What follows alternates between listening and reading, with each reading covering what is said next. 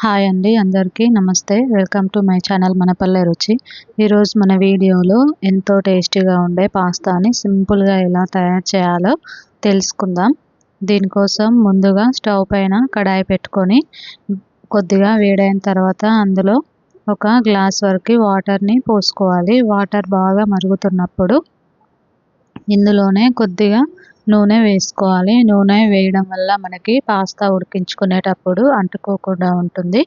ఇందులోనే కొద్దిగా ఉప్పును కూడా వేసుకోవాలి.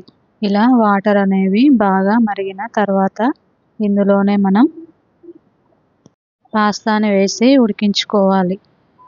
ఇలా బాగా వేడైన తర్వాత ఒక 2 కప్పుల వరకు పాస్తాని తీసుకొని ఒక 2-3 నిమిషాలు హై ఫ్లేమ్లో పెట్టి ఉడికించుకుంటే పాస్తా అనేది తొందరగా ఉడికిపోతుంది. పాస్తాలు మెత్తగా ఉడికిన తర్వాత మనము స్టవ్ ఆఫ్ చేసుకోవాలి.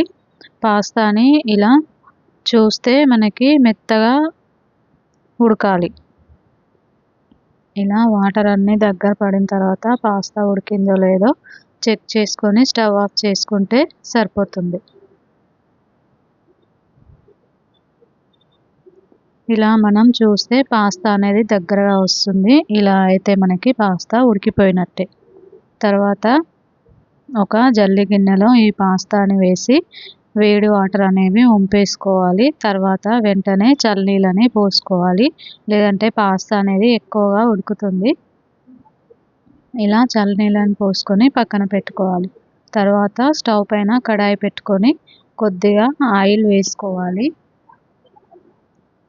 ఆయిల్ వేడయ్యాక ఇందులోనే జీలకర్ర, ఆవాలు వేసుకోవాలి.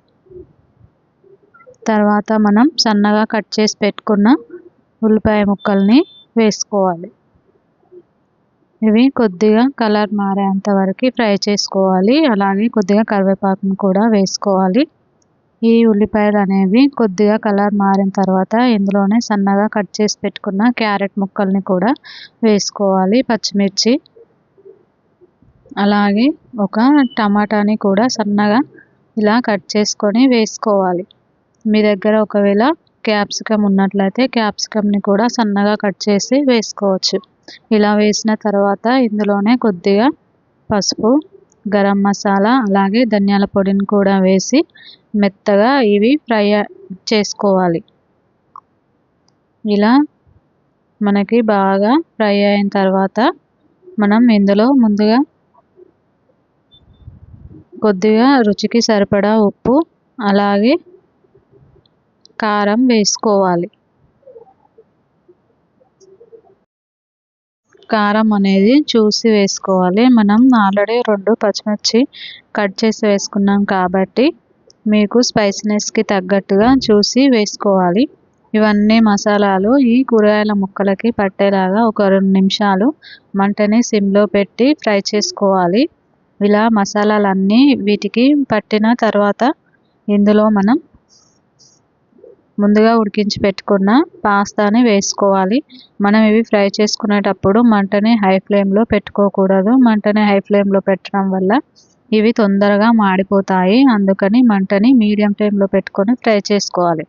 ఇలా బాగా ఫ్రై అయిన తర్వాత మనం ముందుగా ఉడికించి పెట్టుకున్న పాస్తాని ఇందులో వేసుకొని ఒక 2 నిమిషాలు ఇలా కలుపుకుంటే మనకి ఎంతో టేస్టీగా ఉండే పాస్తా అనేది రెడీ అయిపోతుంది.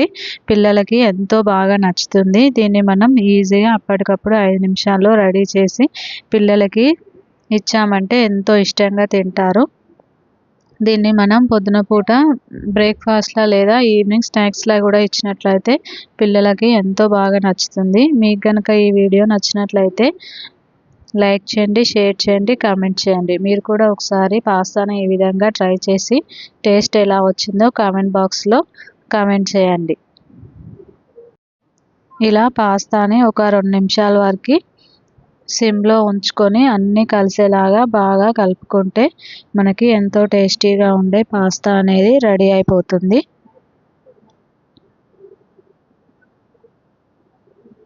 మీకు కనుక ఈ వీడియో నచ్చినట్లయితే లైక్ చేయండి, షేర్ చేయండి, కామెంట్ చేయండి.